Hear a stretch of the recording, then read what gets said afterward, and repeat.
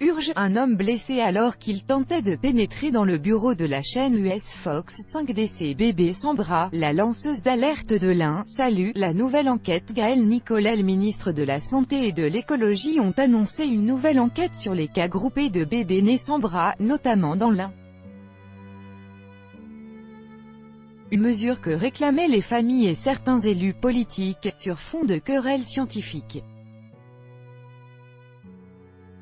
C'est grande avancée, a salué Emmanuelle Amar, lanceuse d'alerte et directrice générale du registre des malformations en Rhône-Alpes, REMRA.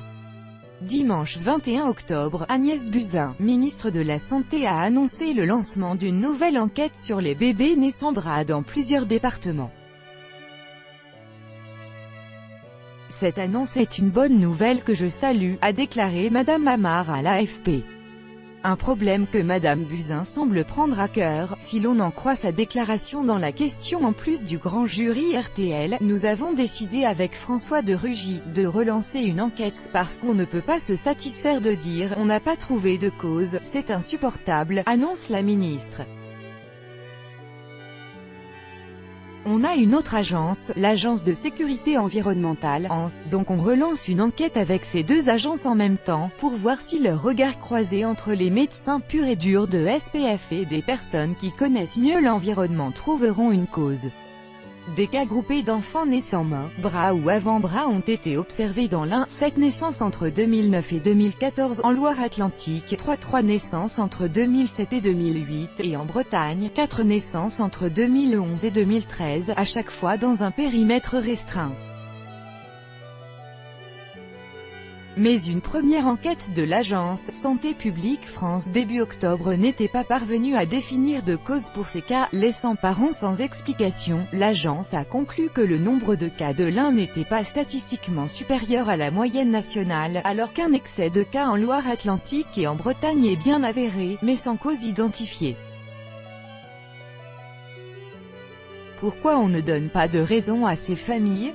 Pourquoi on ne cherche pas la cause? S'était alors insurgé l'eurodéputé écologiste Michel Rivasi, à l'initiative d'une réunion à ce sujet le 18 octobre dernier.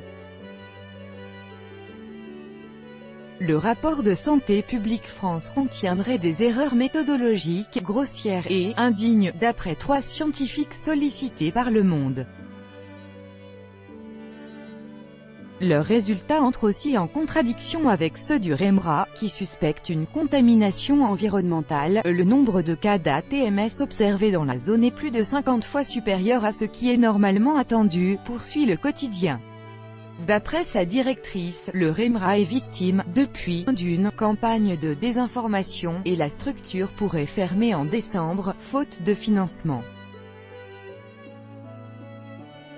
Pour l'eurodéputé Michel Rivasi, les déclarations d'Emmanuelle Amar ont déplu aux autorités sanitaires. Tous assez politiques, les enjeux sont importants. Bien qu'il n'y ait alors aucune preuve scientifique, la directrice, soutenue par des élus écologiques, suspecte des pesticides d'être à l'origine des malformations, s'interrogeant ainsi sur la volonté des autorités sanitaires de vouloir faire toute la lumière sur cette affaire.